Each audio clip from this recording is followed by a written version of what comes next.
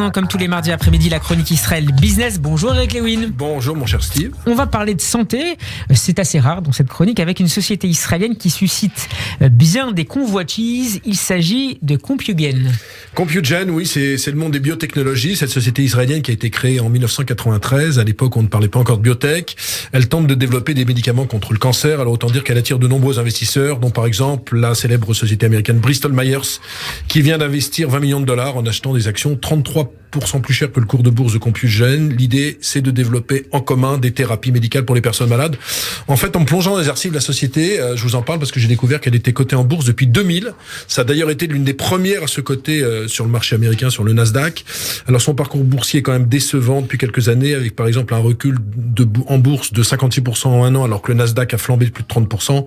La société ne vaut plus que $510 millions en bourse. Alors pourquoi ça marche pour les techs et pourquoi ça ne marche pas pour les biotechs? Il faut bien comprendre que dans le secteur des biotechnologies, il faut environ 10 ans entre le moment où vous décidez de lancer un médicament et où le médicament est lancé sur le marché. Et au cours des 10 ans, il y a 3 phases.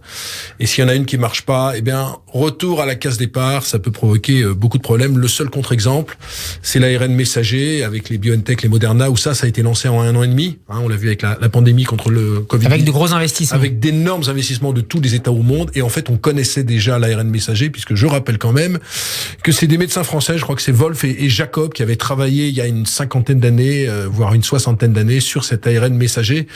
Donc la problématique pour cette société Compugen, c'est qu'il n'y a pas eu encore de médicaments, alors qu'elle est créée depuis 30 ans, et que dans ce monde-là, on brûle du cash, et c'est ce qui lui arrive, et c'est pour ça qu'il y a eu une descente aux enfers de sa valorisation boursière. Espérons que Bristol Myers vienne quand même la sauver d'une certaine façon. Gros plan maintenant, Eric, sur Wix, dont vous nous avez souvent parlé dans ce grand journal. La société se porte très bien avec d'excellents résultats. Oui, alors on rappelle le business model, une plateforme de création de sites internet. En d'autres termes, on est dans l'univers des plateformes en ligne de type SaaS qui permet de créer des sites web et leur version mobile extrêmement rapidement. Si vous avez envie de créer stevenedger.com, où vous expliquez vos idées, comment vous voyez le monde, c'est très rapide avec Wix. C'est pour ça qu'il y a une dynamique extrêmement forte, d'excellents résultats.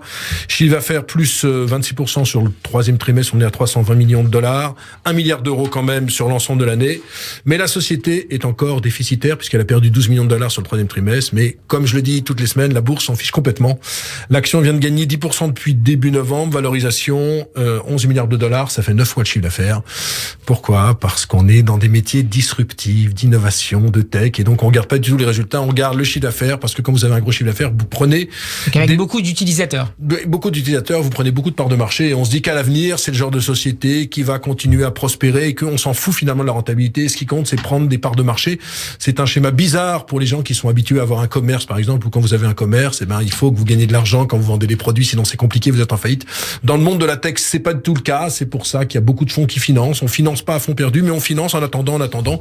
Et souvent, on se laisse une dizaine d'années avant que la société soit profitable. Et puis, de bonnes nouvelles également du côté de Fiverr, c'est ça? Ça se prononce comme ça? Tout à fait. Cette fameuse place de marché en ligne pour les freelances. Oui, alors elle a été créée en 2010 du côté de Tel Aviv, lancée en 2020 en France en plein Covid. Alors c'est le succès, avec le Covid. Il y a de plus en plus de gens qui sont en télétravail, qui sont freelance. Depuis son introduction en bourse 2019, elle a gagné 660%. C'est quasiment comme Tesla, valorisation de plus de $7 milliards. Alors il faut dire que les performances économiques sont au rendez-vous, avec par exemple une croissance de 42% de son chiffre d'affaires sur le troisième trimestre, $74 millions. Mais surtout, et c'est important, un profit de $7 millions. Comme quoi, ce que je vous disais tout à l'heure, c'est ça a été créé en 2010, c'est quasiment les premiers profits, et donc les investisseurs qui ont cru en la société. Donc il faut une dizaine d'années. On a entendu une dizaine d'années. Et alors donc, je suis persuadé qu'il y a 3-4 ans, les gens disaient non, ça sera jamais rentable, la société ne va pas gagner d'argent. Et pourtant, c'est vraiment le cas intéressant. Fiverr, c'est une société qui est maintenant rentable.